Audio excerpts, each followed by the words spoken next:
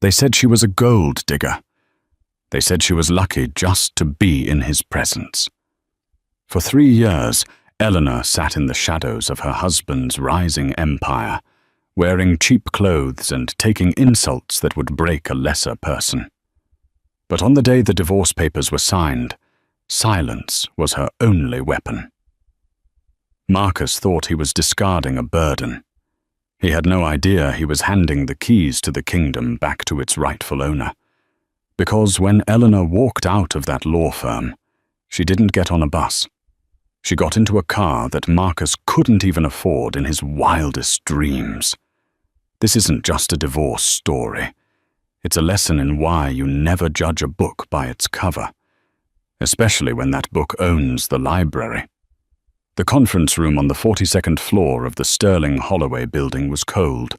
It was the kind of artificial cold that seeped into your bones, designed to make you uncomfortable, designed to make you want to leave. Eleanor sat on one side of the mahogany table, her hands folded in her lap. She was wearing a simple, grey wool cardigan that had seen better days, and her dark hair was pulled back in a severe, practical bun. She looked small against the backdrop of the floor-to-ceiling windows that overlooked the Seattle skyline. Across from her sat Marcus. Marcus, with his tailored Italian suit, his Rolex Submariner glinting under the recessed lighting, and that look on his face, a mixture of pity and triumph. Beside him sat his lawyer, Arthur Higgins, a man who charged $600 an hour to destroy lives. "Let's just get this over with, Ellie," Marcus sighed, checking his watch. "I have a reservation at Le Monde at 7. Jessica gets cranky if I'm late." He didn't even have the decency to hide it anymore. Jessica, the 23-year-old marketing intern he'd hired 6 months ago. The reason Eleanor was currently staring at a document titled Dissolution of Marriage. Arthur Higgins pushed the papers across the table with the tip of his pen, as if touching them with his fingers might contaminate him. "As discussed, Mrs. Vance," Higgins said, his voice oily. "You receive the 2018 Honda Civic, the contents of your personal savings account, which currently stands at $412, and a one-time settlement of $5,000 to assist with your transition." Marcus leaned forward, flashing that charming smile that had once made Eleanor's heart flutter. "I'm being generous, Ellie. The prenup was ironclad. You get nothing. But I'm giving you $5,000. That's enough for a deposit on a studio apartment in the suburbs. Maybe you can get your old job back at the diner." Eleanor didn't speak. She hadn't spoken a single word since entering the room. "Silence implies consent," Higgins muttered, uncapping a heavy fountain pen. "Sign on the marked lines." Eleanor reached out. Her hand didn't shake. There were no tears in her green eyes. She picked up the cheap ballpoint pen provided for her, ignoring Higgins's expensive fountain pen. Scritch, scratch. The sound was deafening in the quiet room. She signed her name. Eleanor Vance. Then she paused. She looked up at Marcus one last time. "What?" Marcus snapped, unnerved by her stare. It wasn't the look of a broken woman. It was the look of someone watching a child play with matches near a gas tank. "Don't look at me like that. You did this to yourself. You were just boring, Ellie. You stopped trying. Look at you." He gestured vaguely at her grey cardigan. "You don't fit in my world anymore. My company is about to go public. I need a wife who looks the part. Not a mouse." Eleanor slowly placed the pen down. She reached into her pocket and pulled out her wedding ring.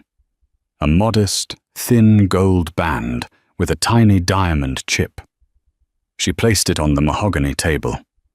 It made a soft clink. "Keep the 5,000, Marcus laughed, mistaking her gesture for defeat. "Buy yourself some new clothes." "Seriously." Eleanor stood up. She picked up her worn leather satchel. She turned to the door. "Not even a goodbye?" Marcus called out after her, his voice mocking. "Come on, Ellie. Say something. Beg? Scream? Cry?" She stopped with her hand on the door handle. She turned her head slightly, her profile sharp and elegant against the grey light of the window. She smiled. It wasn't a sad smile. It was the kind of smile a predator gives before the pounce. Then she opened the door and walked out, leaving the silence to suffocate them. "Weirdo," Marcus muttered, shaking his head. "Well, Arthur, that's done. Let's get a drink. I'm a free man." He had no idea just how expensive his freedom was about to be. The elevator ride down to the lobby was swift. Eleanor watched the numbers descend. 40, 30, 20. With every floor that passed, the slump in her shoulders vanished. Her posture straightened. The look of submissiveness she had worn for 3 years evaporated like mist. When the doors opened to the lobby, the security guard, old Mr. Henderson, nodded at her. "Rough day, Mrs. Vance?" Eleanor stopped. "It's Miss Sterling now, Mr. Henderson.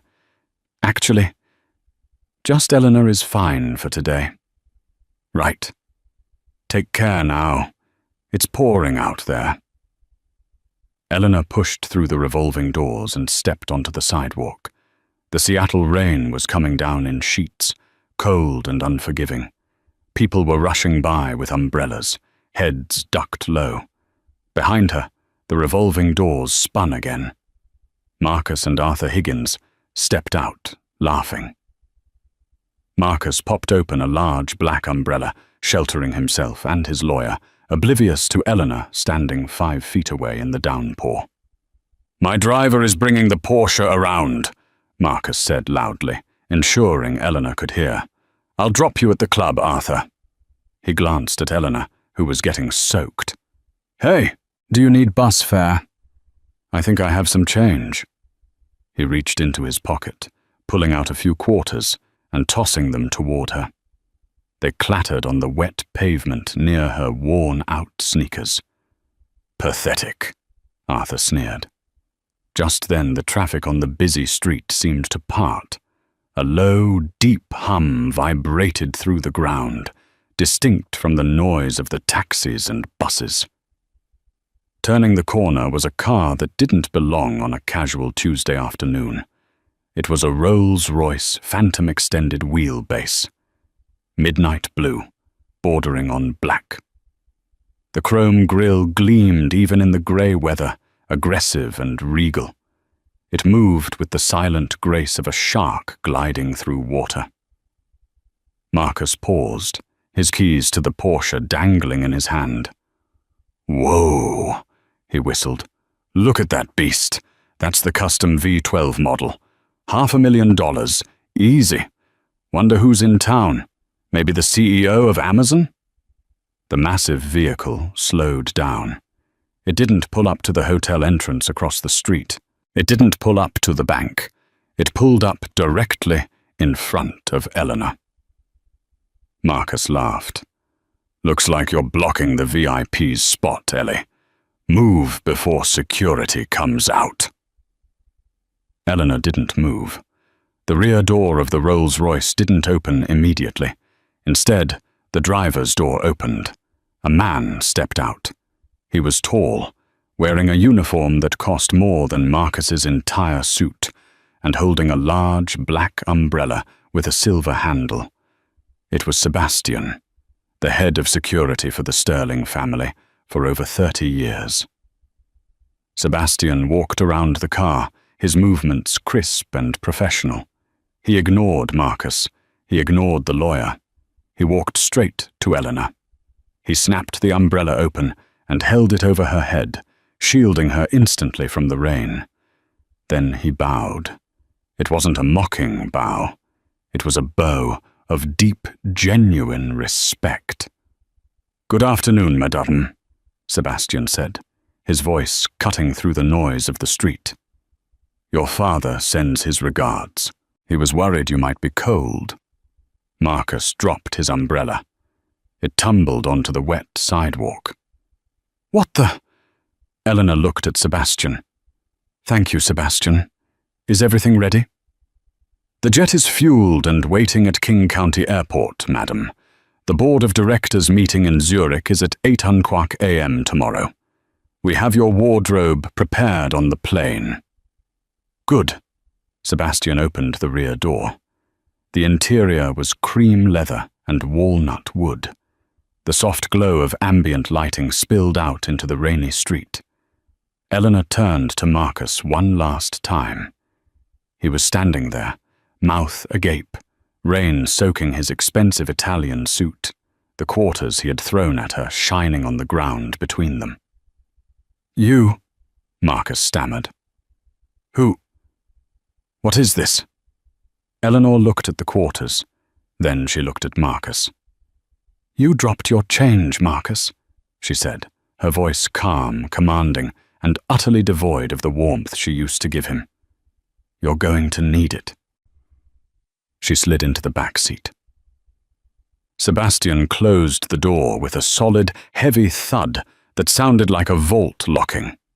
As the car pulled away, splashing water onto Marcus's shoes, he saw the license plate for the first time. It didn't have a number. It just had a family crest. A crest he recognized from the business news, from the top of the Forbes list, from the global conglomerate he had been trying to get a contract with for 5 years. The Sterling crest. Sterling? Arthur Higgins whispered, his face draining of color. Marcus, was her maiden name Vance? Marcus stared at the tail lights disappearing into the mist. His hands were shaking. No, he whispered, a sick feeling rising in his stomach. She told me her name was Ellie S. I thought the S stood for Smith. She said she was a barista when we met. You idiot, Arthur hissed, stepping away from him. That wasn't a barista. That was Eleanor Sterling, the sole heiress to the Sterling Global Group, the company I just pitched my entire life's work to, Marcus choked out. The company, Arthur confirmed, that just acquired the bank holding your business loans. Marcus fell to his knees in the rain, the water soaking through his trousers, as the realization hit him like a freight train. He hadn't just divorced his wife. He had just declared war on God. The Gulfstream G650ER climbed through the cloud layer, breaking into the brilliant, blinding gold of the sunset above. Inside the cabin, the silence was absolute, save for the soft clinking of crystal. Eleanor stood in front of the full-length mirror in the private stateroom at the back of the jet. The grey wool cardigan, the costume of Ellie the housewife, lay in a crumpled heap on the floor. She looked at her reflection. The woman staring back was tired. Yes. There were fine lines of stress around her eyes that hadn't been there 3 years ago. But the fire was back. She reached for the garment bag Sebastian had hung for her. She unzipped it, the sound sharp and decisive. Inside was a structured blazer from Alexander McQueen, tailored to within a millimeter of her life, and a pair of trousers that cost more than Marcus's car.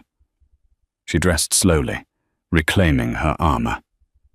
When she stepped out into the main cabin, the transformation was complete. The mouse was dead. The Empress had returned.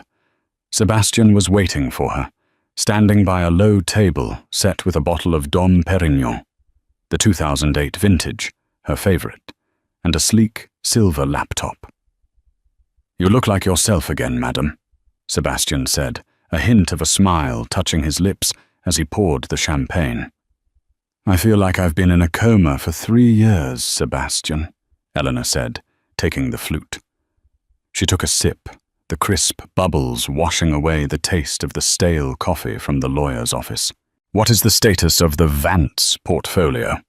Sebastian tapped a key on the laptop, and a graph projected onto the cabin wall screen. "Marcus Vance," Sebastian began, his tone professional. "CEO of Vance Tech. His company is currently leveraged to the hilt. He took out 3 massive loans to fund the development of his new AI software, Vance AI. He put up everything as collateral: his penthouse, his car, his future stock options, and even his parents' vacation home in Aspen." Eleanor walked over to the screen, studying the numbers. "And the lenders?" "The primary lender was Silicon Valley Bridge Bank," Sebastian explained. "However, as of 4:00 p.m. today, approximately 10 minutes after you signed the divorce papers, Sterling Global Group completed a hostile acquisition of their debt portfolio. We now own his debt, Eleanor." Eleanor ran a finger over the screen, tracing the downward slope of Marcus's liquidity. "He called me boring," she whispered, a dark amusement coloring her voice. "He said I didn't fit in his world. He didn't realize that his world is just a tiny rented room in my universe." "What are your instructions?" Sebastian asked. Eleanor sat down in the cream leather seat, crossing her legs. She looked out the window at the darkening sky. "He has a launch party for his company in 2 weeks. He thinks he's going to ring the bell at the New York Stock Exchange next month. He thinks he's the next Elon Musk." She turned back to Sebastian, her eyes cold. "I want to trigger the bad boy clauses in his loan agreements. Conduct a full audit of his company starting tomorrow morning at 8:00 a.m. Freeze his corporate accounts for suspicious activity. And Sebastian—" "Yes, madame." "Cancel his reservation at Le Monde." Sebastian paused. "The restaurant? That seems petty, considering we are about to bankrupt him." Eleanor smiled. It was the same dangerous smile she had given Marcus in the office. "He missed our 3rd anniversary dinner to go there with Jessica. He told me he was working late. I want him to know that even the smallest comforts of his life exist only because I allow them to. Cancel it." Sebastian nodded, typing a command into his phone. "Consider it done. And regarding the other woman, Miss Jessica Miller?" "Jessica," Eleanor sighed. "The 23-year-old marketing intern who thinks Prada is high fashion." Eleanor picked up a dossier from the table. "She's not the villain, Sebastian. She's just a symptom of Marcus's ego. But she's about to learn a very hard lesson about return on investment. Let her stay. When the ship sinks, I want to see if the rats swim or drown." The jet banked left, turning toward Europe. Eleanor closed the dossier. 3 years ago, I walked away from the Sterling Empire because I wanted to be loved for me, not my billions, she said softly to the empty room. I found a man. I loved him. I cleaned his house. I cooked his meals. And he threw me away like garbage. She took another sip of champagne. Let's show him what expensive garbage looks like. The rain in Seattle hadn't let up. If anything, it was coming down harder, turning the city streets into rivers of oil-slicked asphalt. Marcus sat in the passenger seat of his Porsche 911, gripping the steering wheel so hard his knuckles were white. The image of Eleanor stepping into that Rolls-Royce was burned into his retinas. It played on a loop in his mind. The crest, the bow from the driver, the Sterling name. "Babe?" Jessica's voice whined from the passenger seat, cutting through his panic. "Babe, are you listening to me? I said this rain is ruining my blowout. Why didn't you get the valet?" Marcus snapped his head toward her. Jessica was scrolling through Instagram, the blue light illuminating her perfectly contoured face. She was beautiful undeniably, but looking at her now, all he could see was a liability. "Shut up, Jess," Marcus muttered. Jessica dropped her phone. "Excuse me? You just got divorced today. You're supposed to be celebrating. You promised me dinner at Le Monde and then a shopping spree for the launch party." "I said shut up," Marcus roared, slamming his hand on the dashboard. Jessica recoiled, eyes wide. "What is your problem? Did the old hag try to take the PlayStation or something?" Marcus let out a hysterical, dry laugh. "The old hag?" "Jess, the old hag just left in a car worth more than this entire block. My lawyer thinks she's Eleanor Sterling." "Sterling?" Jessica frowned, processing the name. "Like the bank? The hotels? The ones who sponsor Fashion Week?" "Yes," Marcus whispered. "That's Sterling." "Wait." Jessica's eyes lit up, missing the danger entirely. "That means she's rich? Like, super rich? Marcus, that's amazing. You were married to her for 3 years. Alimony. You can sue her for alimony. You can get half her stuff." Marcus stared at her. He realized, with a sinking feeling, that he was dating a moron. "I signed a prenup, Jessica. I signed a waiver. I gave her $5,000 to go away because I thought she was broke. I literally paid the richest woman in the world to leave me alone." His phone buzzed. It was Arthur Higgins. Marcus snatched it up. "Arthur, tell me you found something. Tell me it was a mistake. Maybe she stole the car. Maybe she's the maid for the Sterlings." Arthur's voice on the other end was trembling. "Marcus, shut up and listen. I just ran a background check. A real one. Not the cheap one we did before the marriage. I called a contact at the DOJ." "And?" "Eleanor Vance doesn't exist. Her social security number was an alias created by Sterling Security. Her real name is Eleanor Victoria Sterling. She is the sole heir to the Sterling fortune. Net worth estimated at $42 billion. The phone slipped from Marcus's hand and fell between the seats. 42 billion. He felt bile rise in his throat. He had made her clean the toilets. He had complained about her cooking. He had cheated on her with an intern because Eleanor didn't have ambition. "Babe, you're scaring me," Jessica said, checking her reflection in the sun visor mirror. "Whatever. Let's just go to dinner. I need a martini, a big one." Marcus took a deep breath. He had to think. He was a businessman. He was a shark. He could fix this. He just needed to calm down. "Okay, so she's rich." "So what? We're divorced. It's done. She left. She's probably going to live on a private island somewhere. I still have my company. I still have the IPO next month." He started the car. "You're right. Let's eat. I need a drink."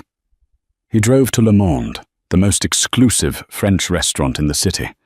He tossed the keys to the valet, trying to regain his swagger. He walked in, Jessica clinging to his arm, her heels clicking loudly on the marble floor. The maitre d', a snooty Frenchman named Jean-Luc, who usually greeted Marcus with a warm handshake, was standing behind the podium. He didn't look up. "Reservation for Vance," Marcus said, smoothing his lapel. "Table for 2. The one by the fireplace." Jean-Luc slowly raised his eyes. There was no warmth. There was only a cold, bureaucratic stare. "I am sorry, Monsieur Vance," Jean-Luc said. "We have no reservation under that name." "Check again," Marcus said, annoyed. "I make this reservation every Tuesday. Standing table." "I am aware," Jean-Luc said. "However, the reservation was cancelled 10 minutes ago by the owner of the account." "I am the owner of the account," Marcus shouted.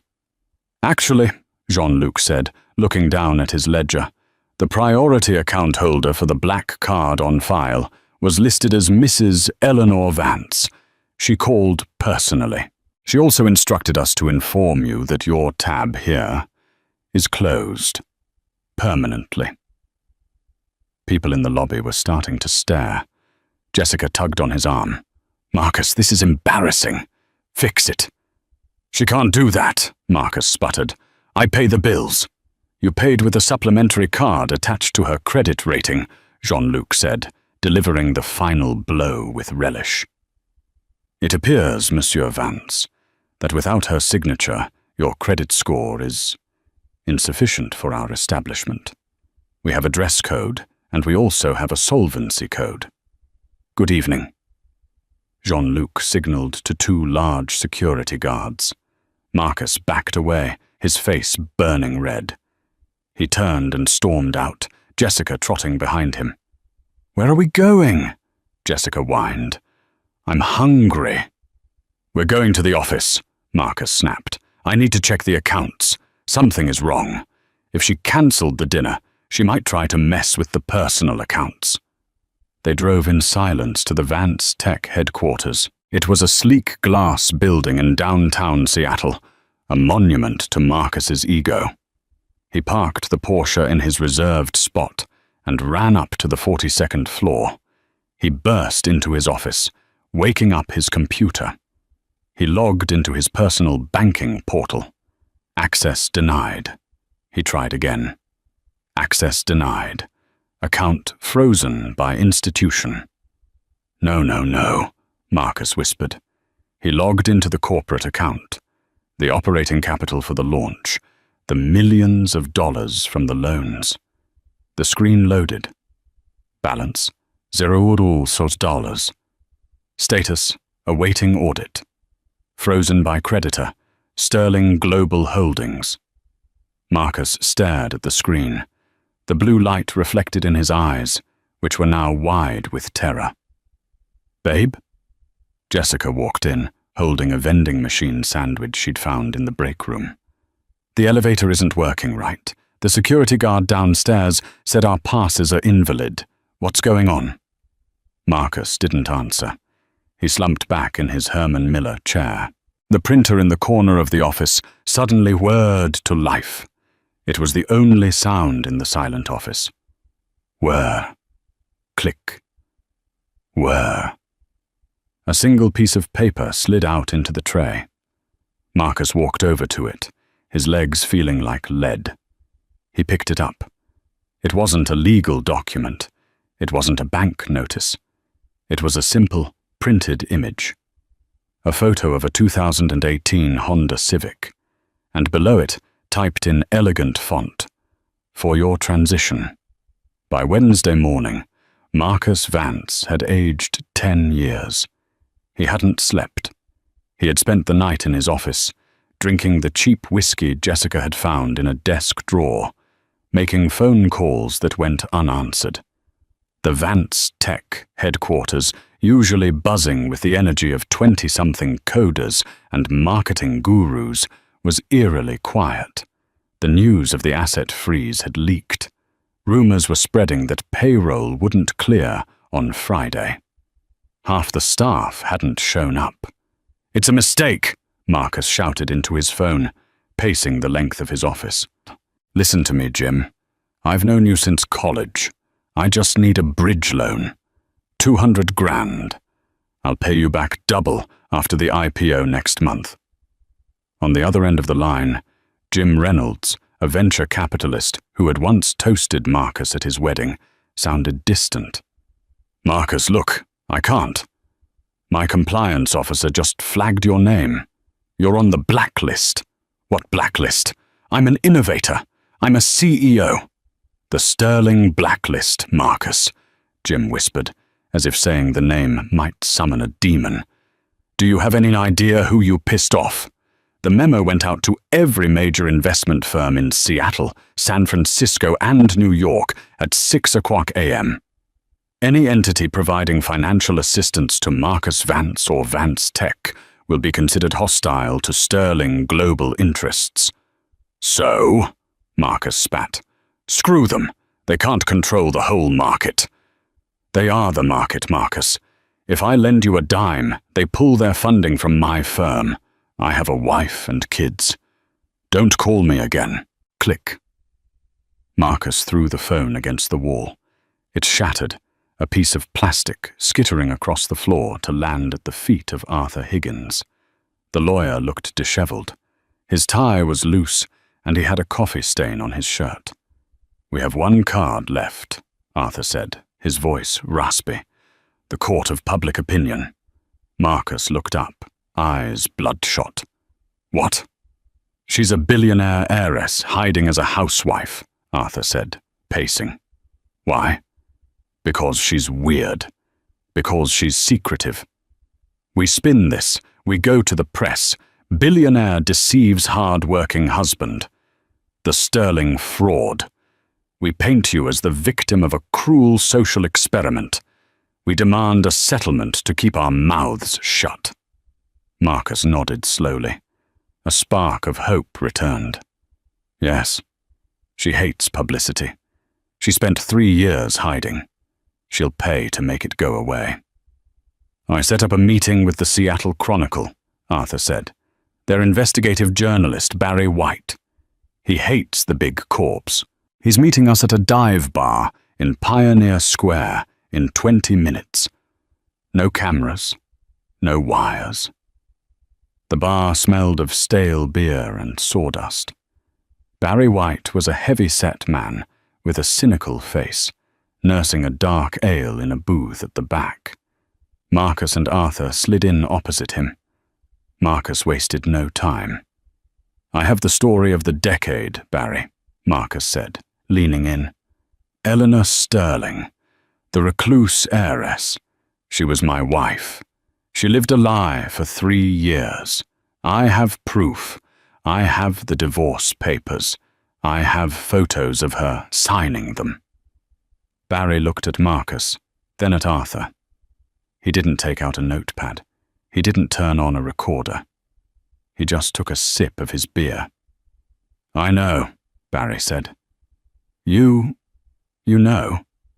Marcus blinked. "Then why aren't you running it? This is huge." Barry chuckled, a dry, rattling sound. He reached into his jacket pocket and pulled out a folded newspaper. It was the early evening edition of the Chronicle, hot off the press.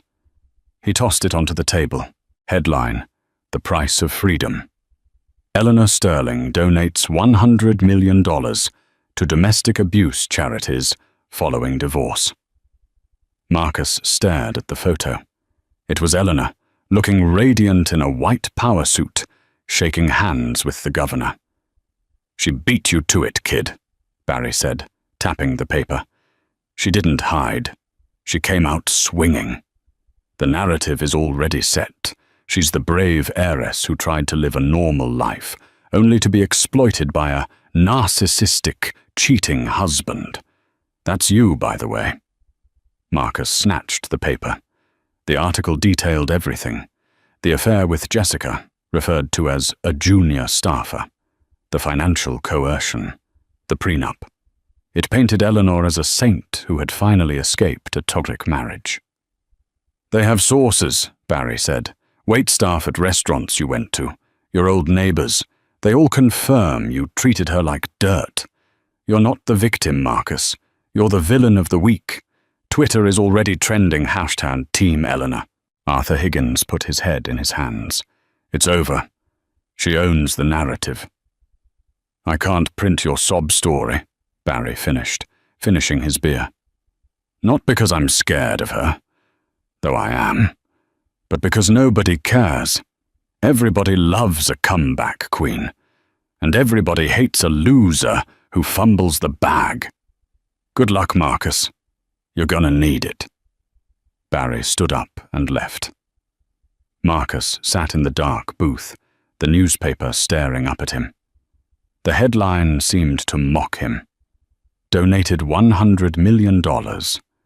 She had given away 20 times his total net worth just to make a point. Just to show him that his fortune was her pocket change. "Arthur," Marcus whispered. "What do we do?" Arthur stood up. "You? I don't know.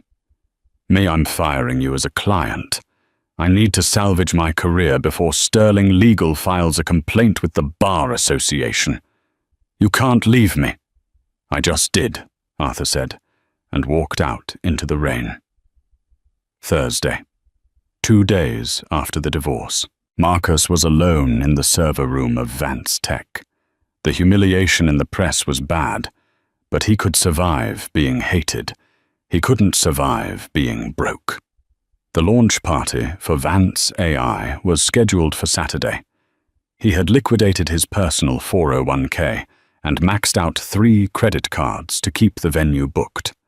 If the product launch was a success, if the tech worked, he could get investors from China or Russia, people who didn't care about the Sterling blacklist. He just needed the code to work. "David!" Marcus yelled, staring at the monitor. "Why is the latency so high? The chatbot is taking 10 seconds to respond. It's supposed to be real time." David Miller, the lead developer, walked in. He looked exhausted. He hadn't been paid in 2 weeks.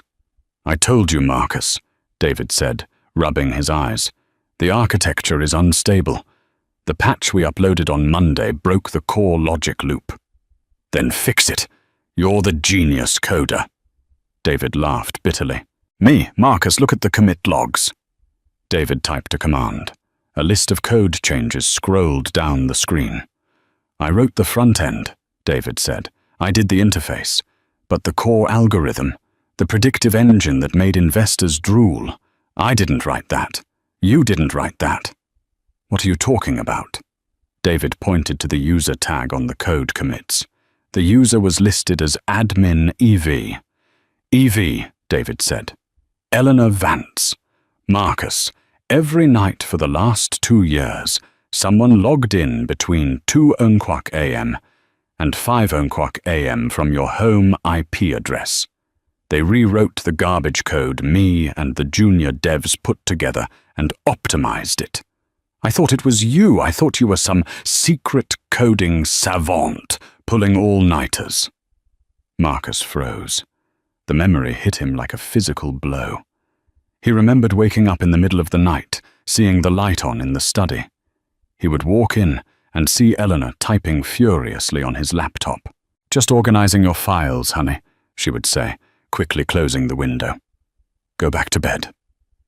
He had believed her. He had thought she was playing solitaire or organizing his calendar. He had called her a secretary. "She wrote it," Marcus whispered. "She wrote the AI."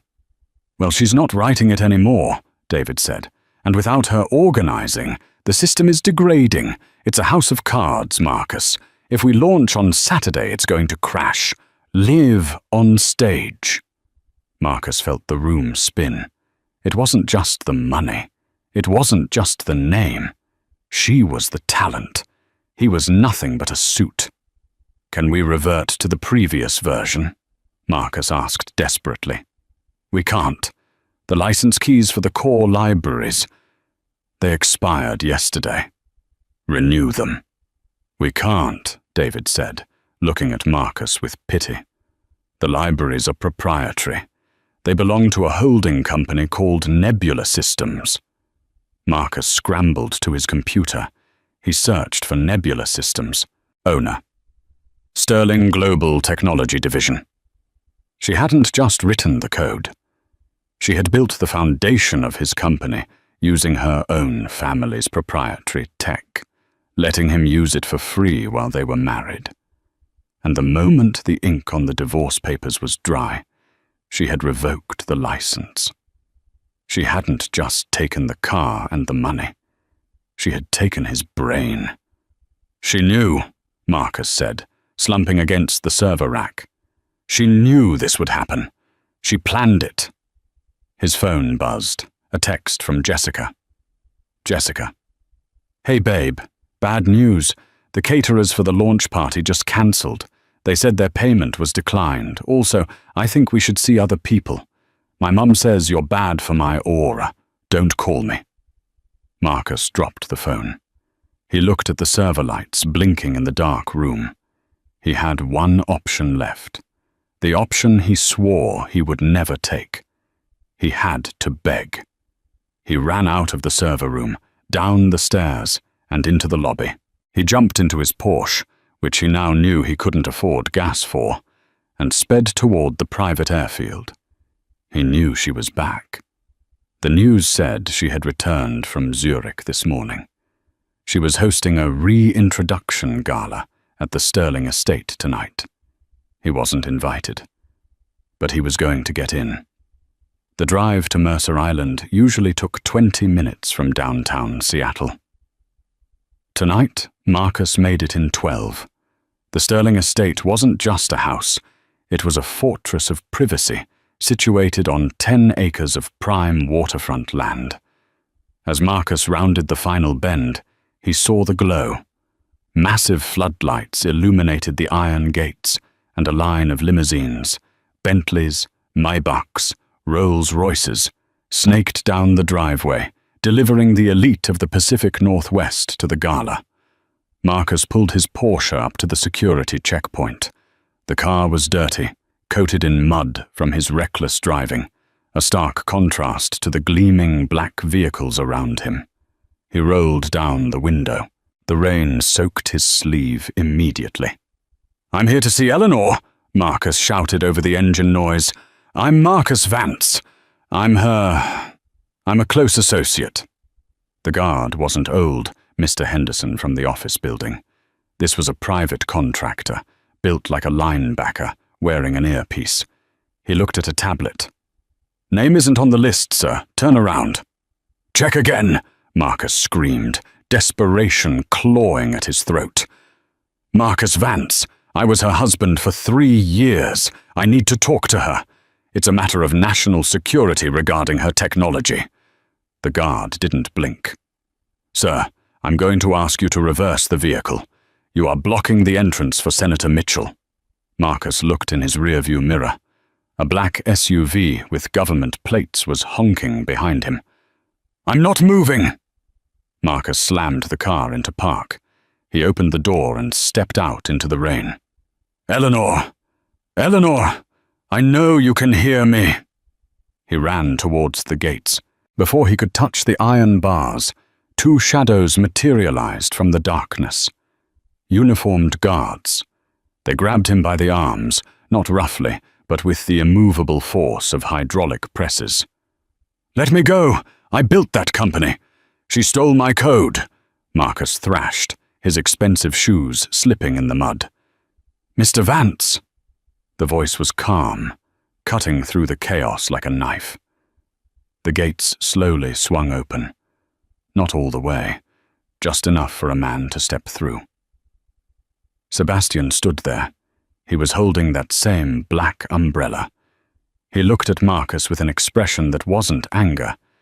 It was profound disappointment. "You are causing a scene, Marcus," Sebastian said quietly. "Miss Sterling is entertaining guests. The governor is here. The Japanese ambassador is here. Do you really want to be arrested for trespassing in front of them?" "I want to speak to my wife," Marcus panted, water dripping from his nose. "She is not your wife," Sebastian corrected. "She is the CEO of the company that owns your debt, and she has granted you 2 minutes. Come." Sebastian turned and walked up the driveway. Marcus, stunned, shook off the guards and followed. They didn't go to the main house, where the golden light and the sound of a string quartet spilled out onto the lawn. Sebastian led him to a small, glass-walled conservatory near the rose gardens. "Wait here," Sebastian said, and closed the door. Marcus stood in the conservatory, shivering. He was surrounded by exotic orchids and rare ferns. The humidity was high, fogging up the glass.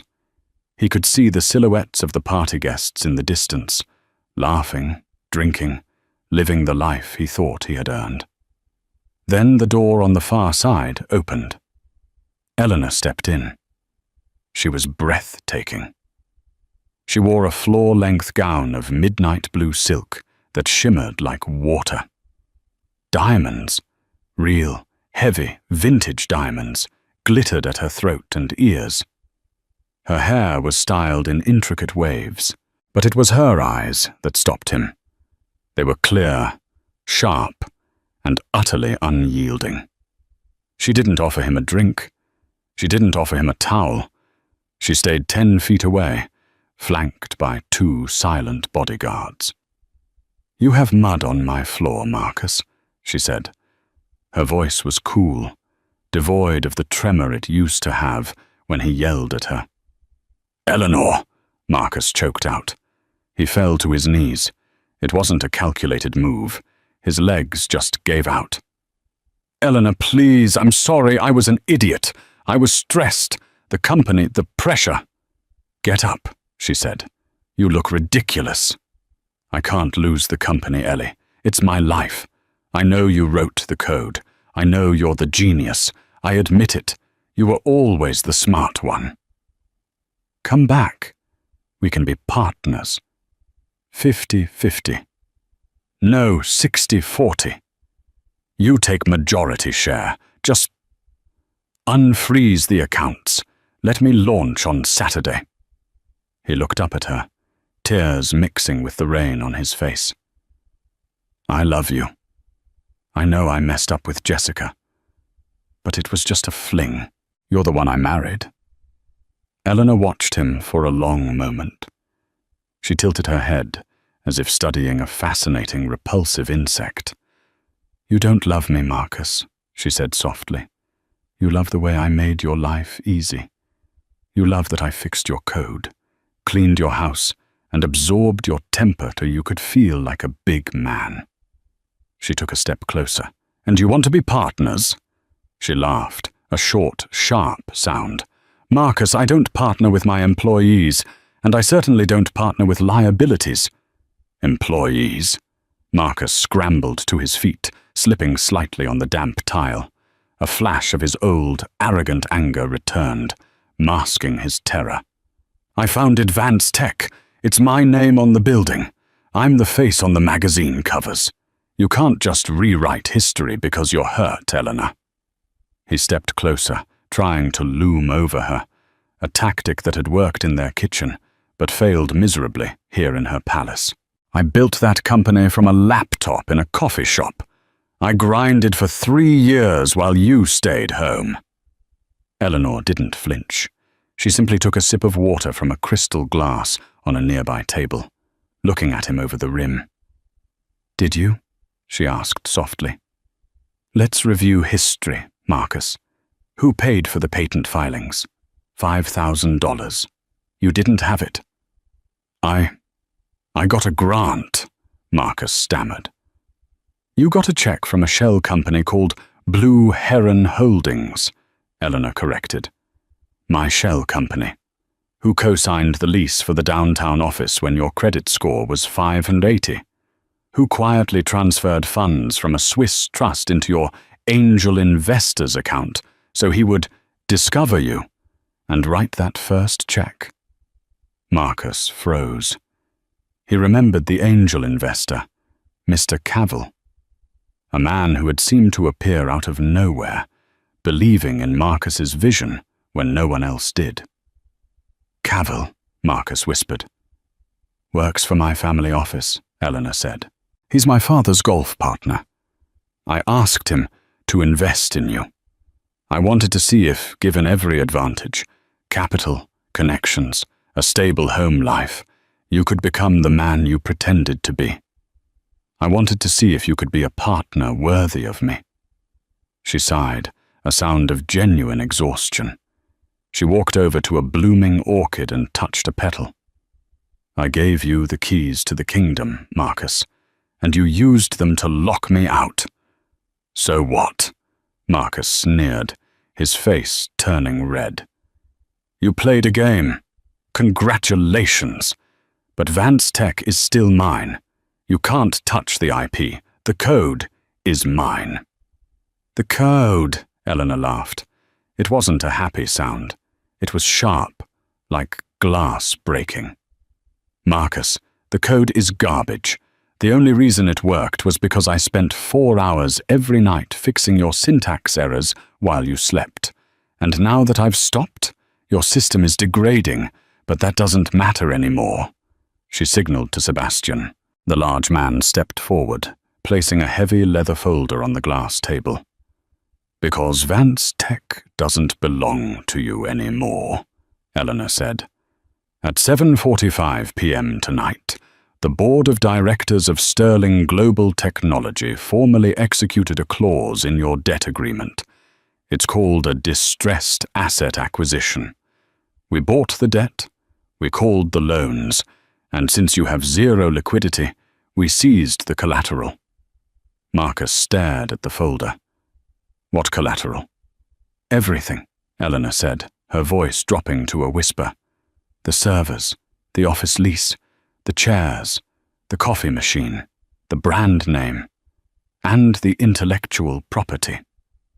You can't." Marcus felt the room spinning. "I can. And I did." Eleanor opened the folder. Inside was a termination notice. "As the new owner of Vance Tech, my first act as chairwoman was to dissolve the company. We are shutting it down, Marcus. Tomorrow morning at 9:00 a.m. We're wiping the servers." "You're killing my company," Marcus screamed, his voice cracking. "It's worth millions. The IPO was going to be huge." "The company is worth nothing without the algorithm I wrote," Eleanor snapped, her eyes flashing with sudden fire. "I didn't buy it to run it, Marcus. I bought it to delete it. I am erasing your legacy. By Monday, Vance Tech will be nothing more than a bad memory." The brutality of it crushed him. She had spent millions of dollars just to wipe his name off the map. It was a level of power he couldn't comprehend. "However," Eleanor continued, her voice returning to that terrifying calm, "I am not a monster. I know you have debts. I know you have no home. So I am offering you a lifeline." She tapped a document in the folder. "This is a non-disclosure agreement. It states that you will never mention my name, the Sterling name, or our marriage again. You will not write a book. You will not go to the press. You will leave Seattle, and you will not return for a period of 10 years. "And if I sign?" Marcus asked, his voice hollow. "I will give you a severance check," Eleanor said. "How much? 5 million? If you're destroying my company, give me my buyout." Eleanor smiled. $100,000. Marcus stared at her, mouth agape. "That's a joke. That's an insult." "That is generosity," Eleanor said, cold as ice. "It is enough to move to, let's say, Ohio. Rent a small apartment. Get a job in IT support. Find a nice girl who doesn't know who you are. And maybe, just maybe, treat her better than you treated the woman who gave you the world." She dropped a heavy gold fountain pen on the table. It clattered loudly in the silent conservatory. "Sign it, Marcus, or walk out of here with nothing. And if you walk out, my lawyers at Halloway, Finch and Associates, will file fraud charges against you tomorrow for the falsified user data on your loan applications. You'll go to prison, Marcus. Federal prison." Marcus looked at the pen. He looked at the rain battering the glass walls. He looked at the woman he had underestimated, the woman he had discarded for a 23-year-old intern. He realized now that he had been a child playing house, while she was the architect of the reality he lived in. He was beaten, thoroughly, completely beaten. His hand shook as he picked up the pen. He bent over the table. Scritch, scratch. He signed his name. Marcus Vance. He handed the pen back to her. She didn't take it. She just pointed to the door. "Sebastian has your check," she said, turning her back on him. "Goodbye, Marcus." "Ellie," he tried one last time. "She doesn't exist," Eleanor said without turning around. "Leave." Marcus turned and walked out of the warmth of the conservatory. As soon as he stepped outside, the cold wind hit him. Sebastian was waiting by the path. He handed Marcus a plain white envelope. "The check, sir," Sebastian said. Marcus took it. He looked towards the driveway where he had left his Porsche. "My car," Marcus mumbled. "The company car," Sebastian corrected gently. "It is now the property of Sterling Global. We have already logged the keys. It will be sold at auction next month." Marcus looked at the long, dark driveway. "How am I supposed to leave? It's pouring rain. It's a 3-mile walk to the main road." Sebastian adjusted his umbrella, staying perfectly dry while Marcus stood in the mud. "You have legs, Mr. Vance," Sebastian said, "and the Honda Civic you assigned to Madame Eleanor. We had it towed to the impound lot in Tacoma. If you hurry, you might be able to bail it out with your severance check before they crush it." Sebastian offered a small, polite bow. "Good evening, sir." Marcus stood there for a moment, the envelope clutching in his wet hand. He looked back at the house. Through the glass walls of the conservatory, he saw Eleanor join the party. A waiter handed her a glass of champagne. She laughed at something a guest said, looking radiant, powerful, and free. She didn't look back. Marcus turned his collar up against the storm and began the long walk into the darkness. Inside the conservatory, the music swelled. Eleanor took a sip of the vintage champagne. The bitter taste of the last 3 years was finally gone. "Are you all right, madam?" Sebastian asked, appearing silently at her side after locking the gate. "Yes, Sebastian," Eleanor said, watching the headlights of the limousines sparkle in the distance. "I'm not just all right. I'm finally myself." She set the glass down. "Now let's go inside. I have an empire to run." Marcus thought Eleanor was nothing more than a stepping stone, a background character in the movie of his life. He mistook her silence for weakness and her kindness for stupidity. But he learned the hard way that the quietest person in the room is often the one holding all the cards. Eleanor didn't just leave. She ascended, proving that true power isn't about how loudly you shout, but about what you're capable of doing when pushed too far.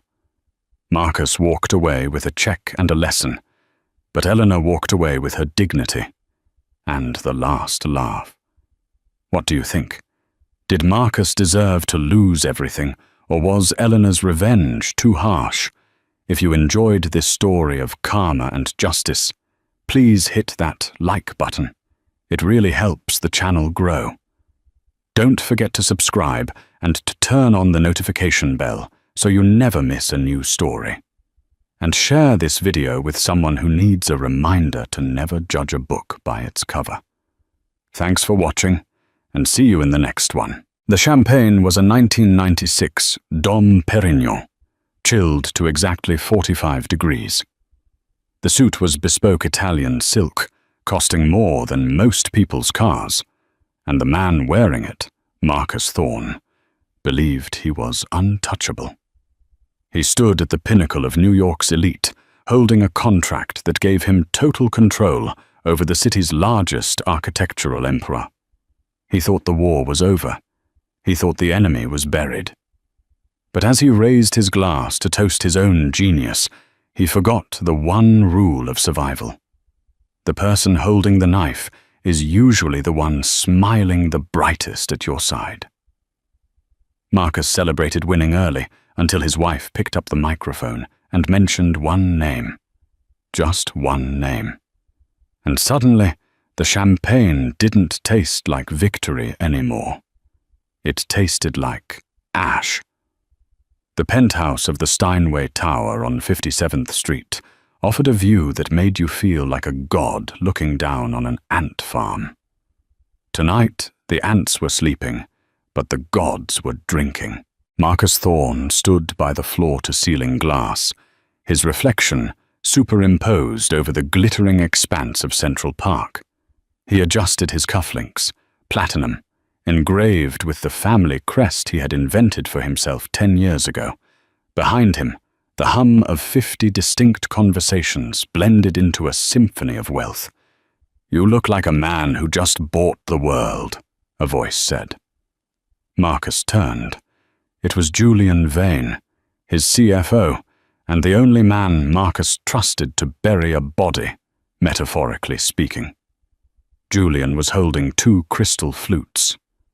"Not the world, Julian," Marcus said, taking the glass. "Just the foundation it sits on." "Did the transfer clear?" "Confirmed at 4:58 p.m. The Delaware Chancery Court signed off on the acquisition. Vantage Dynamics is officially a subsidiary of Thorn Capital." Marcus took a sip. The liquid was crisp, biting, and perfect. "And the old man?" "Arthur Sterling," Julian chuckled darkly. "Escorted out of his own building by security an hour ago. I heard he was weeping in the lobby." "It's done, Marcus. The hostile takeover is complete." "You won." "We won," Marcus corrected, though he didn't mean it. In his head, it was always I. The room was filled with the sharks of Wall Street, the vultures of private equity, and the peacocks of high society. They were all there to kiss the ring. Marcus had done the impossible. He had dismantled the Sterling family legacy, a dynasty that had stood for 80 years, in less than 6 months. He had leveraged their debt, bought their board members, and exposed Arthur Sterling's offshore accounts to the SEC.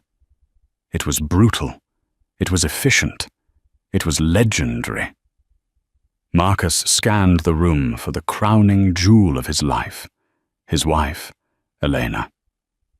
She was standing near the grand piano, wearing a dress of midnight blue velvet that seemed to absorb the light around her. She was listening to Senator Claiborne, nodding politely, her posture impeccable. Elena was the perfect corporate wife, silent when she needed to be, charming when required, and absolutely stunning on a magazine cover. She caught his eye across the room. She didn't smile. She simply raised her glass in a small, almost imperceptible salute. Marcus felt a surge of pride. She understood. She knew what this night meant. It wasn't just about money. It was about erasing his past. Marcus wasn't born in a penthouse.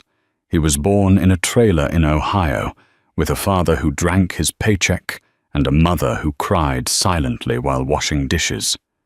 Tonight proved that Marcus Thorne wasn't that boy anymore. He was the king of New York. "Ladies and gentlemen," Julian's voice boomed as he tapped a spoon against his glass. The room quieted instantly. The silence was heavy with respect and fear. "If I could have your attention." Marcus stepped away from the window, moving towards the center of the room. The crowd parted for him like the Red Sea. "Tonight is historic," Julian continued. "Tonight we celebrate not just a merger, but a revolution. Thorn Capital has officially acquired Vantage Dynamics.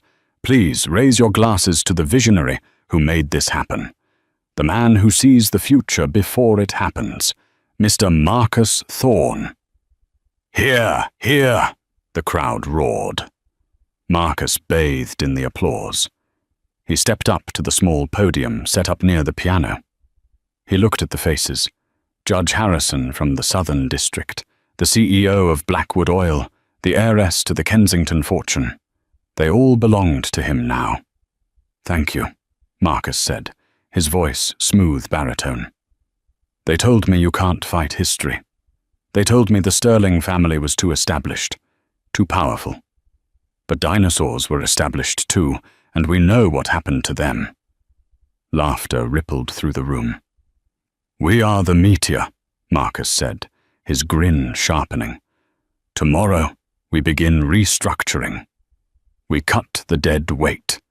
We build a new legacy.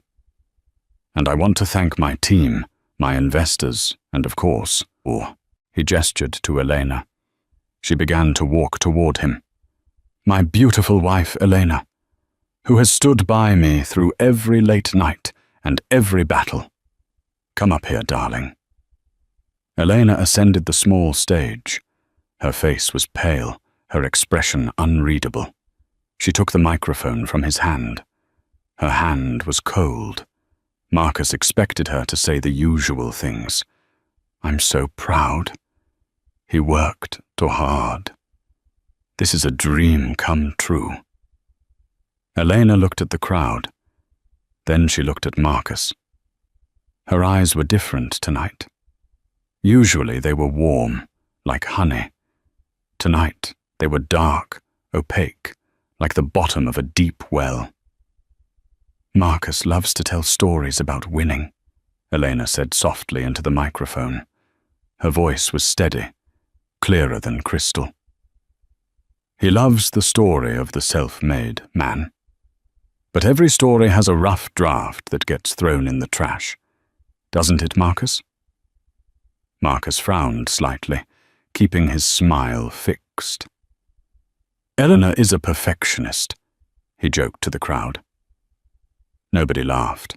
I've been thinking a lot about the past tonight, Elena continued, ignoring his interruption. About how we got here, about the sacrifices, and specifically about the paperwork. The air in the room shifted. It went from celebratory to confused. Julian Vane took a step forward, sensing something was wrong. Elena, Marcus whispered, leaning in, his hand gripping her elbow gently but firmly. Wrap it up, honey. She didn't pull away. She just looked at him. And for the first time in their 7-year marriage, Marcus felt a chill run down his spine. It wasn't fear yet. It was the primitive instinct of a predator realizing there is something else in the tall grass. I'd like to propose a toast, Elena said, her voice rising, to the one person who made this acquisition actually possible, the person Marcus forgot to mention. Marcus's mind raced. Who? The banker at Goldman Sachs? The private investigator who found the dirt on Sterling? Elena smiled. It was a terrifying, broken smile. To understand the silence that was about to fall over the room, you have to understand the marriage of Marcus and Eleanor Thorne. On paper, they were a merger, not a romance. Marcus had met her 7 years ago at a charity gala for the Metropolitan Museum of Art. She was Eleanor Vance then, a curator with an obscure background and an impeccable eye for fraudulent art. She was quiet, observant, and possessed a pedigree that Marcus lacked. She knew which fork to use. She knew how to pronounce French wines. She smoothed out his rough edges. Marcus married her because she was an asset. He assumed she married him for the security. He was wrong. 3 days before the party, in the master bedroom of that same penthouse, Marcus had been frantic. The deal with Vantage Dynamics was stalling. Arthur Sterling, the stubborn old CEO, was refusing to sell his controlling shares. He's blocking the vote, Marcus had raged, throwing his tie onto the bed. The old fool is going to burn the company to the ground, rather than let me have it. Elena had been sitting at her vanity, brushing her hair. Arthur has a weakness, Marcus. He has no vices, no mistresses, no gambling debts. I've looked. He has a conscience, Elena had said, watching Marcus in the mirror. And he has a goddaughter. Marcus stopped. I didn't know he had family. He doesn't, but his late partner, the co-founder of Vantage, had a daughter. Arthur raised her from a distance. He sends her money through a trust called the Orion Fund. If you threaten the fund, if you threaten to expose where that money comes from. Marcus had turned to her, eyes wide. How do you know this? I hear things, Marcus. People talk to the wives. They think we're just furniture." Armed with this information, Marcus had gone to the meeting the next day. He sat across from Arthur Sterling in the boardroom. He slid a folder across the table. It contained fabricated evidence that the Orion Fund was laundering money. It was a bluff, a dirty, nasty bluff. "Sign the company over, Arthur," Marcus had sneered, "or the girl goes to prison for tax fraud. I'll ruin her life." Arthur Sterling had turned grey. He loved that girl, whoever she was, more than his company. He signed. Marcus came home that night and kissed Elena passionately. "You're a genius," he told her. "You saved the deal." He never asked how she knew. He never asked who the girl was. He never asked why Arthur Sterling had looked at him with such profound pity before signing the papers. Marcus was a man who looked at the horizon, never at the ground beneath his feet. Now, back at the party, the ground was beginning to shake. Elena held the microphone. The room was waiting. "Marcus," Elena said, turning fully to face him, "you signed the final deed of transfer at 4:00 p.m. today, correct?" "Yes," Marcus said through gritted teeth. "Elena, what are you doing?" "And the contract states that Thorn Capital acquires all assets, liabilities, and existing legal obligations of Vantage Dynamics. That is standard boilerplate language. Stop this." "But you didn't read the addendum to the Orion Trust, did you? The one Arthur Sterling added this morning, 1 hour before he signed with you." The room was deadly silent. Julian Vane dropped his glass. It shattered, but no one looked at the mess. "What addendum?" Marcus demanded. His heart was hammering against his ribs. "The poison pill," Eleanor whispered. "Arthur invoked the Founder's Protection Clause. It states that in the event of a hostile takeover, the voting rights of the company do not transfer to the buyer. They revert to the primary beneficiary of the Orion Trust." Marcus laughed nervously. "That's ridiculous. The beneficiary is some random goddaughter. I'll buy her out. I'll pay her double. What's her name? I'll write a check right now." He pulled out his checkbook, trying to regain control of the room, trying to make it a performance. "Come on, Lena. Tell us the name so we can all go back to drinking. Who is this girl?" Elena looked at the crowd. She took a deep breath. "The name of the beneficiary," Elena began. The tension in the room was thick enough to choke on. These were people who understood power, and they smelled blood. They watched Marcus Thorne, the man who had been invincible 5 minutes ago, now sweating under the harsh lights of the chandelier. Marcus looked at Julian. Julian was frantically typing on his phone, his face pale. He looked up at Marcus and shook his head slightly. "Something is wrong. Something is very wrong." "The name," Marcus barked, losing his composure. "Who is she?" Elena smiled. It was a smile of absolute liberation. "The beneficiary of the Orion Trust is Silas Vance." The silence that followed wasn't just quiet, it was a vacuum. The air left the room. Marcus blinked. "Vance? Who is Silas Vance? That's a man's name." From the back of the room, near the catering entrance, a man stepped forward. He wasn't wearing a tuxedo. He was wearing a worn grey suit that looked 20 years out of date. He leaned on a cane. He looked frail, perhaps in his late 60s, but his eyes were sharp, burning with a cold intelligence. The crowd parted for him, confused. "Hello, Marcus," the man said. His voice was gravelly, damaged by years of smoke or perhaps silence. Marcus stared. He didn't recognize the man. "Security!" Marcus yelled. "Who let this man in?" "I invited him," Elena said calmly. Who is he? He's my father, Elena said. The room gasped. Marcus froze. Your father? You told me your father was dead. You told me he died in a car crash in 1999. I lied, Elena said. Just like you lied to your investors. Just like you lied to Arthur Sterling. She stepped down from the podium and walked over to the old man, taking his arm. Let me introduce you properly, Elena addressed the room. This is Silas Vance, but 30 years ago, before he changed his name, you might have known him as Silas Sterling. A shockwave went through the older guests. Sterling? The CEO of Blackwood Oil whispered. Arthur's brother? The one who went to prison? The one who was framed, Elena corrected, her voice cutting through the whispers. She turned to Marcus, her eyes blazing. 30 years ago, Vantage Dynamics was run by two brothers, Arthur and Silas, but there was a third partner, a financial advisor who cooked the books, stole millions, and framed my father for it. My father went to prison for 12 years for crimes he didn't commit.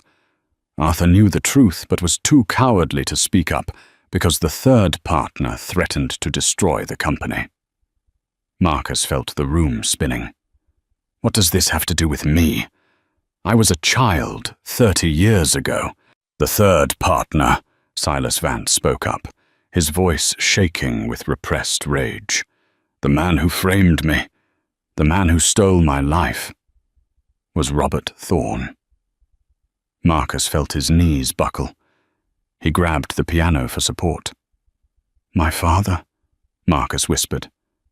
My father was a drunk, a nobody. Your father was a criminal genius before the bottle took him, Silas said. He built his initial fortune by stealing mine. He used my money to buy the trailer park you grew up in, to pay for your first semester at business school. Every dollar you started with was stolen from my family. That's a lie, Marcus spat. He left me nothing. He left you the instinct to steal, Elena said. And you did it perfectly. You stole Arthur's company today, but you fell for the trap. What trap? Marcus roared. Elena held up a folder.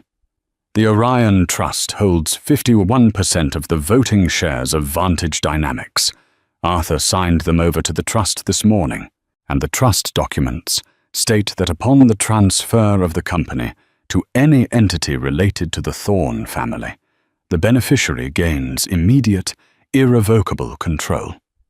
She pointed at her father. Silas Vance is now the majority shareholder of Vantage Dynamics, Elena declared.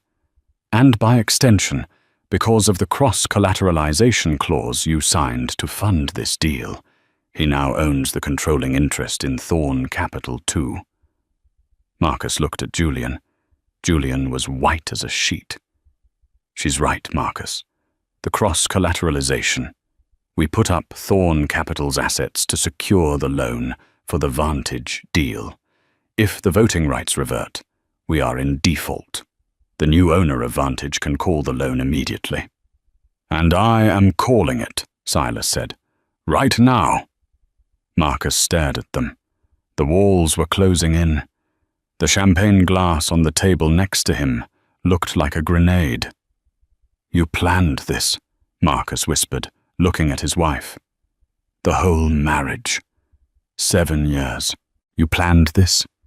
7 years is a long time, Marcus, Elena said, stepping closer to him so only he could hear. I cooked your meals. I ironed your shirts. I listened to your ego every single night. I waited. I waited for you to get greedy enough to go after Arthur. I knew you couldn't resist. You wanted the crown. She reached out and adjusted his bow tie. Now you have it, she whispered, but the kingdom is gone. For 10 seconds, the penthouse was a tableau of frozen violence. Marcus Thorne stood gripping the grand piano, his knuckles white, his chest heaving against the silk of his shirt. He looked at the hundreds of faces staring back at him. Faces that, just minutes ago, were filled with adoration. Now they held a mixture of pity and predatory amusement. Marcus was not a man who accepted defeat. He was a street fighter in a tailored suit. If the law was against him, he would use force. If force failed, he would use chaos. "Get them out!" Marcus snarled. He pointed a shaking finger at Elena and the old man, Silas. "Security! Bronson! Get these trespassers out of my home immediately!" Bronson, the head of security, a massive former linebacker who had been on Marcus's payroll for 5 years, stepped out of the shadows. He was wearing an earpiece and a grim expression. He walked toward the stage. Marcus exhaled, his confidence flickering back. "Drag them out, and take their phones. I want them arrested for corporate espionage." Bronson stopped. He wasn't looking at Elena. He was looking at his phone. He tapped the screen, read a message, and then looked up at Marcus. "I can't do that, Mr. Thorne," Bronson said, his voice deep and flat. "What did you say to me?" Marcus shouted, stepping off the stage, his face flushing red. "I pay you $200,000 a year to do what I say. Throw this old man out." "Actually," Bronson said, "you paid me. Past tense. But as of the timestamp on this transfer," he held up the phone, "my contract is with Vantage Dynamics Security Corps, and since the ownership change just authenticated on the server, I answer to the majority shareholder." Bronson turned to Silas Vance. The old man leaned on his cane, looking frail but immovable. "Mr. Vance," Bronson said respectfully, "do you want these guests removed?" Silas looked around the room. He looked at the champagne fountains, the caviar stations, the excessive display of wealth built on his stolen inheritance. "No," Silas said. "Let them stay. I want witnesses." Marcus felt the floor tilting. He looked at Julian Vane, his CFO. "Julian, call the lawyers. Call the emergency line at Skadden Arps. Get an injunction. Stop the transfer." Julian was backing away. He was frantically deleting emails on his phone. He looked up, his eyes wide with panic. "It's too late, Marcus," Julian hissed. "The cross-collateralization. I told you it was risky. The default trigger is automatic. The bank's algorithms have already frozen the operating accounts. My credit card just got declined for the Uber I tried to order." "You coward!" Marcus lunged at Julian, grabbing him by the lapels of his tuxedo. "Fix it! You built this structure!" "Get off me!" Julian shrieked, shoving Marcus back. Marcus stumbled, his foot catching on the edge of a rug.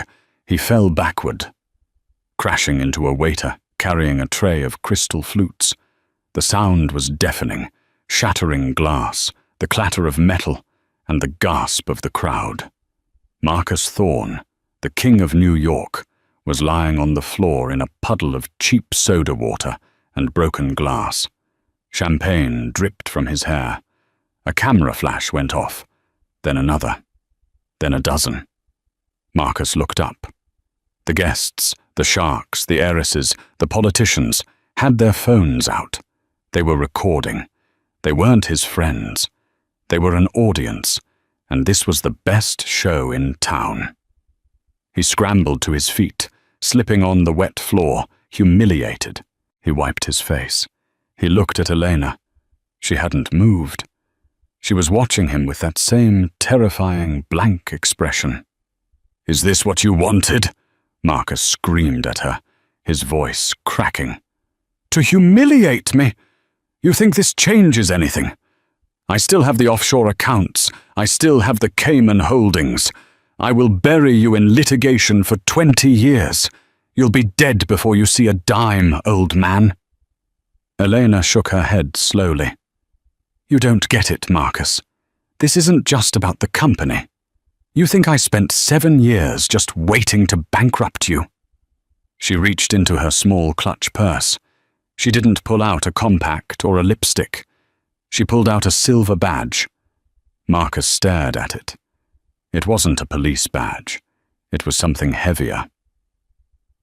"I'm not just a curator, Marcus," she said softly. "I haven't been an active curator since 2018. She flipped the badge open. Elena Vance, Special Agent, IRS. Criminal Investigation Division. The room went so quiet, you could hear the wind howling outside the skyscraper. "The money your father stole from mine?" Elena said. "He didn't just steal it. He laundered it through a shell company in Panama. A shell company that you reactivated 3 years ago to hide the bribes you paid to the zoning commission." Marcus stopped breathing. "The takeover of Vantage Dynamics wasn't the trap, Marcus," Elena said, stepping closer, her heels crunching on the broken glass. "The takeover was the bait. We needed you to move the funds. We needed you to consolidate the assets so we could trace the origin.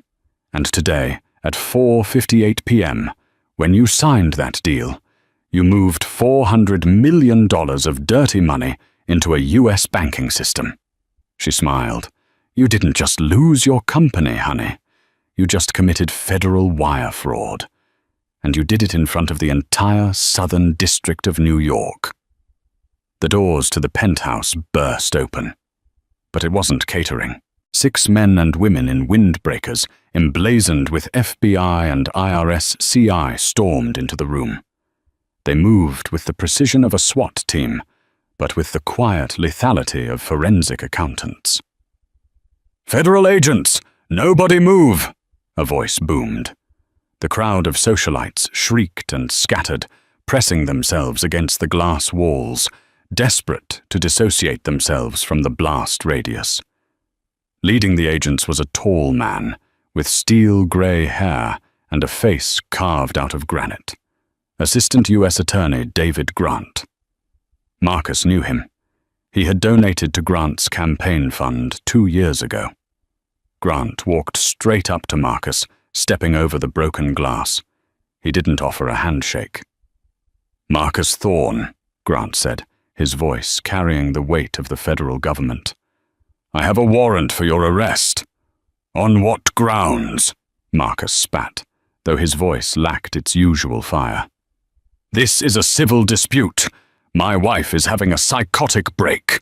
Charges include racketeering, wire fraud, money laundering, and conspiracy to defraud the United States," Grant recited, pulling a folded document from his jacket. "And thanks to the cooperation of a confidential informant inside your home," Grant nodded at Elena. "We have the audio recordings of you ordering the bribes for the city council. We have the emails where you instructed your team to falsify the Vantage valuation. We have it all." "Julian!" Marcus screamed, looking for his CFO. But Julian Vane was already in handcuffs near the piano. He was weeping openly, babbling to an agent. "I was just following orders. He forced me. I have logs. I can give you the Cayman keys." Marcus looked back at Elena. She was standing next to her father, Silas. An agent handed her a jacket to cover her shoulders, but she refused it. She looked at Marcus as another agent approached him with zip ties. "Turn around, Mr. Thorne," the agent said. "No," Marcus said. He backed away toward the balcony door. The cold night air was seeping in. "No, you can't touch me. Do you know who I am?" "We know exactly who you are," Silas Vance spoke up. "You're the son of Robert Thorne, a thief, and tonight you're going to join him in history." Marcus looked at the balcony. For a split second, the thought crossed his mind. The ultimate escape. The final headline. Thorne leaps. It would be tragic. It would be romantic. But Marcus was a narcissist, and narcissists love themselves too much to die. He stopped backing away. He straightened his jacket, trying to salvage a shred of dignity. He held out his hands. "Call my lawyer," Marcus said coldly to Grant. "Call Alan Dershowitz. Call whoever is the most expensive shark in this city. You're going to regret this, Grant. I'll sue this department into the ground." The agent snapped the plastic cuffs onto Marcus's wrists. They were tight, uncomfortably tight. "You have the right to remain silent," the agent droned as they marched Marcus toward the elevator, the same elevator he had ridden up in 3 hours ago as a king. He passed Elena. He stopped. The agents tried to push him, but he dug his heels in. "Was any of it real?" Marcus asked, his voice low, desperate. 7 years, Elena. The trip to Brave, the nights in the Hamptons, when I was sick. You took care of me. Was it all a lie?" Elena looked him in the eye. Her expression softened, just for a fraction of a second, revealing the exhaustion underneath the victory. "The first year," she said quietly. "The first year, I tried to find something good in you. I thought maybe you were different from your father. I wanted to believe that you didn't know about the stolen money." She stepped closer, close enough that he could smell her perfume, jasmine and sandalwood, the scent of his home. "But then I found the letter," she whispered. "The letter from your father that you kept in the safe deposit box. The one where he explained everything. How he framed Silas. How he built the emir on blood. And underneath it, you had written a note to yourself. Never apologize. Never return it. Grow it." Elena's eyes hardened into diamonds. "That was the night I stopped being your wife, Marcus, and started being your case officer." The elevator doors pinged open. The agents shoved Marcus inside. The last thing he saw before the doors closed was his wife, standing next to her father, holding a glass of that 1996 Dom Perignon. She raised it to him, and then the doors shut, sealing him in a steel box. The holding cell at the Metropolitan Correctional Center, MCC, in Lower Manhattan was a stark contrast to the penthouse. It smelled of bleach, stale sweat, and despair. Marcus sat on the metal cot. His tuxedo was wrinkled, the silk stained. His tie was gone, confiscated as a suicide risk. His shoelaces were gone too. He looked like a fallen prince in a dungeon. It had been 6 hours. No bail. The judge had deemed him a flight risk due to the offshore accounts that, ironically, were currently frozen by the feds. The heavy steel door buzzed and clanked open. Marcus jumped up. "My lawyer, is Alan here?" It wasn't a lawyer. It was a guard. "Visitor," the guard grunted. 5 minutes. No contact. Marcus walked into the visitation room. He sat behind the thick plexiglass. He expected Julian, maybe trying to cut a deal, or perhaps a high-powered attorney. But it was Elena. She had changed clothes. She was wearing jeans and a simple white blouse. She looked younger. She looked lighter. Marcus grabbed the phone on the wall. "You came to gloat?" he sneered into the receiver. "Or did you come to realize you made a mistake? You know they can't hold me. The evidence is circumstantial." Elena picked up her phone. She looked tired. "The evidence is overwhelming, Marcus." Julian flipped. He gave them the server passwords. He gave them the encrypted chats where you ordered the harassment of the zoning board members. "It's over. You're looking at 20 years. Minimum." Marcus slammed his fist against the glass. "I'll get out. I always win. I'll buy the jury." "With what?" Eleanor asked calmly. "I have money hidden where you'll never find it." "The crypto wallets?" Elena asked. "The ones on the hard drive you hid inside the sculpture in the foyer?" Marcus froze. "We found those an hour ago," Elena said. "Silas remembered that you always liked that sculpture because it looked like a fortress. He smashed it with his cane. It was quite therapeutic for him." Marcus slumped in his chair, the fight drained out of him. The money was gone. The power was gone. "Why are you here, Elena?" he whispered. "If you hate me so much, why come?" "I brought you something," she said. She held up a piece of paper against the glass. It was a photocopy of an old photograph. Marcus squinted. It was a picture of two men standing in front of a small hardware store. One was his father, Robert Thorne. Young, smiling, handsome. The other was Silas Vance. They had their arms around each other. They looked like brothers. "They were best friends, Marcus," Elena said softly. "Before the greed, before the betrayal. They built Vantage together because they wanted to build things that lasted. They wanted to build homes for families." She lowered the photo. "I didn't do this for revenge," Elena said. "I did it for balance. You and your father, you were a cancer on that legacy. You thought winning meant having the most money at the end of the night. But you forgot what you were building." "I built an empire," Marcus cried. "No," Elena said, standing up. "You built a cage, and now you're living in it." She hung up the phone.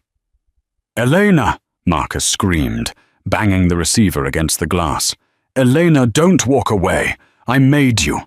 You were nothing without me." She stopped at the door. She didn't turn around. She just paused, her hand on the heavy metal handle. "I was never nothing, Marcus," she said to the empty room, not even using the phone, so he could only read her lips. "I was the person watching you when you thought no one was looking." She walked out. Marcus sat alone in the fluorescent hum of the prison. He looked at the photocopy she had left taped to the glass from the other side. His father's smile mocked him. He was truly alone. But the story wasn't quite over. Because in the world of the high-stakes elite, when a king falls, the wolves don't just eat the body. They come for the scraps. And Marcus Thorne had one secret left. One secret that even Elena didn't know. A secret that lived not in a bank account, but in the mind of a woman named Isabella. 6 months had passed since the night of the long knives at the Steinway Tower. The scandal had been the feast of the decade for the New York press. Marcus Thorne, the untouchable golden boy, was now inmate number 74321 at the MCC, awaiting a trial that everyone knew was just a formality. The evidence Elena and her team had compiled was mountainous. It wasn't a question of if he would be convicted, but of how many lifetimes he would spend behind bars. Elena sat in a small, cramped office at the IRS field office in Lower Manhattan. Her corner office at the penthouse, with its view of Central Park, felt like a fever dream from another life. She preferred this. The fluorescent lights, the smell of stale coffee, the endless stacks of paper. This was reality. She was tired. The adrenaline of the takedown had faded, replaced by the tedious grind of case preparation. They had seized everything: the Hamptons estate, the fleet of luxury cars, the art collection, most of which Elena remembered buying, knowing it would one day be evidence. Silas Vance, her father, had been reinstated as chairman of Vantage Dynamics amid cheers from the shareholders, but the victory tasted like ashes in Elena's mouth. Her father was old. The years of wrongful imprisonment had taken a toll that restored wealth couldn't fix. Elena was going through the final layers of Marcus's personal spending, the pocket change accounts that were too small for major laundering, but necessary for daily life. It was drudgery, until she found it.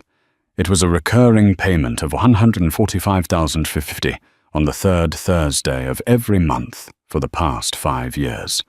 It went to a business called Bella's Botanicals, located in Flushing, Queens.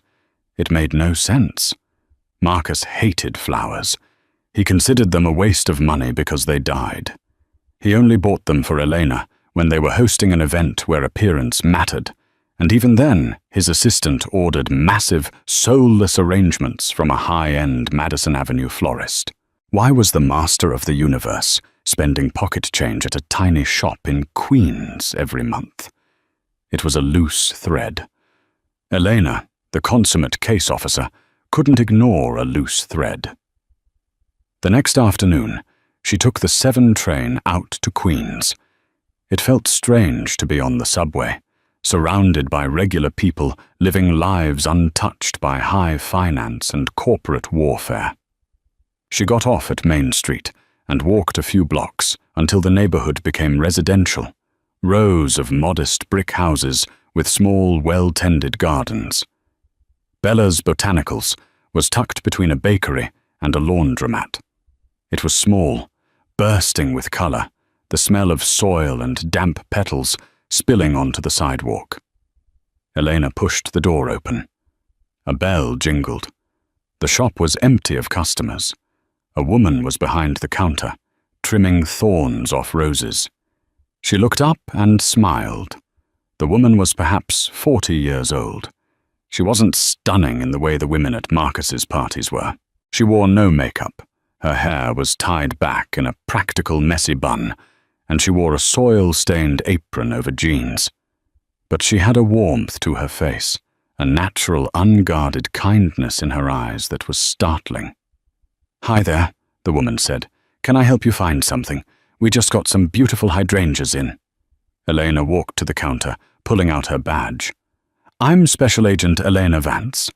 Are you the owner? Isabella?" The woman's smile faltered, replaced by a look of confusion, not fear.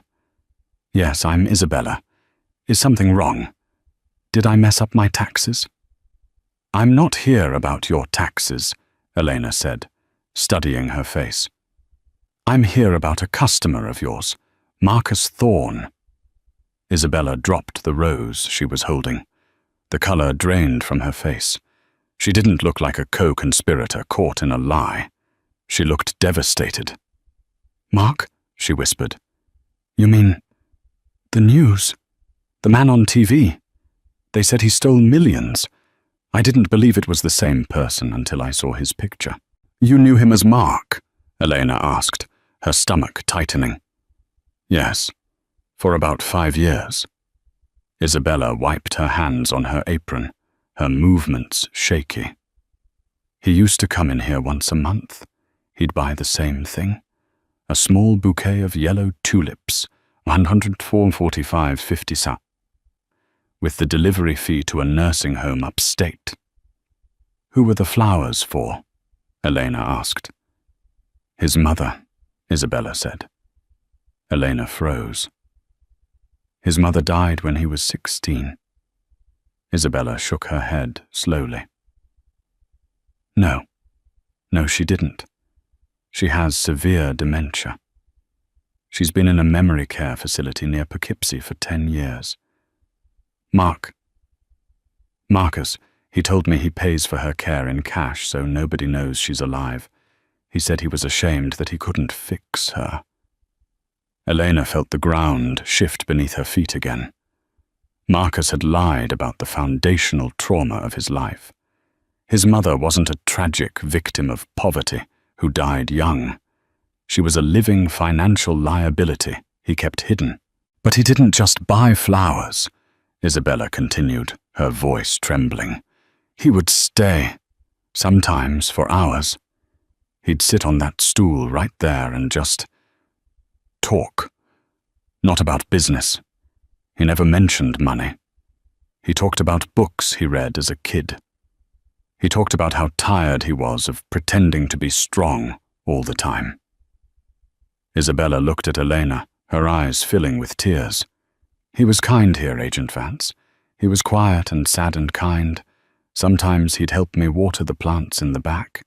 He said the smell of the dirt reminded him of being a boy, before everything got complicated." Elena stared at this woman, this simple, kind gardener in Queens. Marcus hadn't been having a torrid affair. He hadn't been buying her diamonds. He had been coming here to play act at being a decent human being. He had been coming here to escape the monster he had created in Manhattan, and that hurt Elena more than any infidelity could have. "Did you love him?" Elena asked, her voice barely a whisper. Isabella looked down at her hands.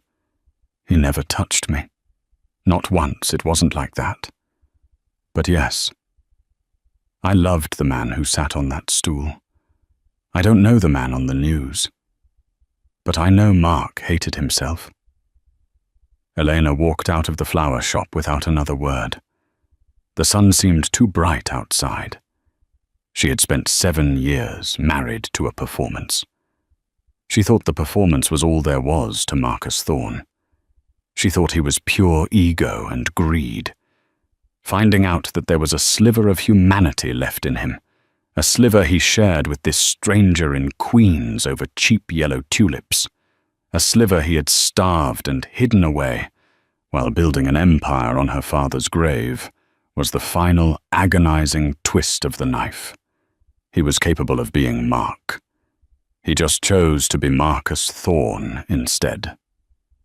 The trial was a circus, lasting 3 weeks. The prosecution was flawless, Assistant U.S. Attorney David Grant, with Elena sitting second chair, laid out the case like a gruesome autopsy. They traced every dollar from Silas Vance's stolen company, through the Panama shells, into the bribes, and finally into the Vantage Dynamics acquisition. Marcus's defense was anemic. His high-priced lawyers couldn't argue with math. When the jury delivered the verdict, guilty on all 34 counts, Marcus didn't flinch. He stood tall in his expensive suit, his face a mask of arrogant indifference. The judge sentenced him to 25 years in federal prison, with no possibility of parole for at least 20. It was over. The Titan had fallen. 1 year later. Elena walked through the security checkpoints of the FCI Otisville Medium Security Federal Prison. The air here was different than the MCC. It felt permanent.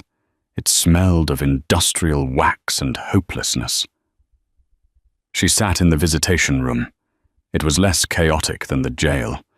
The men here were settled into their long winters. When Marcus walked in, Elena barely recognized him. Gone were the bespoke Italian suits. He wore an ill-fitting beige jumpsuit. His hair, once coiffed to perfection, was graying at the temples and cut short. But the biggest change was in his eyes. The predatory, shark-like gleam was gone, replaced by a dull, vacant stare. He looked 20 years older. He looked like his father. He sat down heavily on the other side of the thick glass partition. He picked up the phone. "You look well, Elena," he said. His voice was rusty. "I'm okay," she said. "Dad is doing better. He's retiring for real this time. He's turning Vantage into a foundation for inner-city housing." Marcus let out a dry chuckle. "Always the saint, old Silas. Glad I could fund his philanthropy." "You didn't fund it, Marcus. You just held on to it for a while." Silence stretched between them. The ambient noise of the prison, guards shouting, doors clanging, filled the void. "Why did you come?" Marcus asked finally. "You won. The victory lap was a year ago." "I came because I needed to close the last file," Elena said. She leaned closer to the glass. "I went to Queens, Marcus." Marcus went still, his eyes focused on hers, sudden panic flaring behind the dullness. "I went to Bella's Botanicals." Marcus gripped the phone receiver so tight his knuckles turned white. For the first time since the night of the party, his composure cracked completely. His mask disintegrated. "Eleanor, don't!" he begged, his voice hoarse. "Please, don't touch that." "You lied about your mother," Eleanor said calmly. You kept her alive in Poughkeepsie, and you went to Isabella to play pretend, to pretend you weren't the man who destroyed my family." "She has nothing to do with this," Marcus hissed, pressing his forehead against the glass. "She doesn't know anything. She's innocent." "I know," Elena said. "That's why you liked her. She was the only clean thing in your life. The only place where you weren't Marcus Thorne, the corporate raider. You were just Mark, the sad boy who liked the smell of dirt." Tears welled up in Marcus's eyes and spilled over, running down his unshaven cheeks. It was shocking to see. The man who had sneered at Arthur Sterling when he cried was now weeping openly in a room full of convicts. "Did you tell her?" Marcus whispered, terrified. "Did you tell her who I really am?" Elena shook her head. "No, I didn't have to. She saw the news, but she didn't believe it. She still thinks Mark was the real you." Marcus closed his eyes, a sob escaping his throat. "Please tell me you didn't hurt her. Please tell me you left her alone." "I left her alone," Elena said. "She's not part of the case. The payments were too small to matter." Marcus let out a shuddering breath of relief. He slumped against the partition, defeated not by the law, but by the exposure of his one secret vulnerability. "Why didn't you use it against me at the trial?" he asked. "It would have proved what a sociopath I am, living a double life." "Because it was the only thing that proved you weren't entirely a sociopath," Elena said. She stood up. The visit was over. "That's your real punishment, Marcus," Elena said, looking down at the broken man on the other side of the glass. "It's not the prison. It's not the loss of the money. It's knowing that you were capable of being the man Isabella loved. You could have been Mark. You could have had a simple, decent life. But you chose the penthouse instead. You chose to be my enemy instead of her friend." Marcus looked up at her, his eyes hollow. "And now," Elena said, turning toward the exit, "you have nothing, and you have to live with Mark in that cell for the next 25 years, knowing you killed him for money." She walked out of the prison into the crisp autumn air of upstate New York. She took a deep breath. The air didn't taste like victory. It didn't taste like revenge. It just tasted clean. It was finally over. Inside, Marcus Thorne put the phone back on the receiver. He looked around at the cinder-block walls of his cage. He closed his eyes and tried to remember the smell of potting soil and yellow tulips, but all he could smell was bleach and regret. The silence in the room was deafening. What an incredible, twisting journey. Marcus Thorne thought he was playing a game of chess where money was the only object. He thought he could build a skyscraper on a foundation of lies, and that his wealth would insulate him from gravity. But he forgot that the most dangerous variables in life aren't numbers on a spreadsheet. They are the people we underestimate. He underestimated Arthur Sterling's love for his brother. He underestimated Silas Vance's resilience. And most fatally, he underestimated his own wife, Eleanor, seeing her only as an accessory when she was actually the architect of his downfall. Marcus's story is a brutal reminder that you can win every battle in the boardroom. You can buy every luxury the world has to offer. But if your legacy is built on destroying others, the check will eventually come due. And sometimes the person holding that bill is the one standing right next to you when you raise your glass to celebrate too early. Whatever you do, don't build your castle on someone else's grave. If you enjoyed this deep dive into the psychology of power, betrayal, and corporate revenge, please smash that like button. It really helps the channel grow. Share this video with someone who loves a good twist ending. And if you haven't already, hit subscribe and ring the notification bell so you never miss out on our next real-life drama. Thanks for watching. We'll see you in the next story.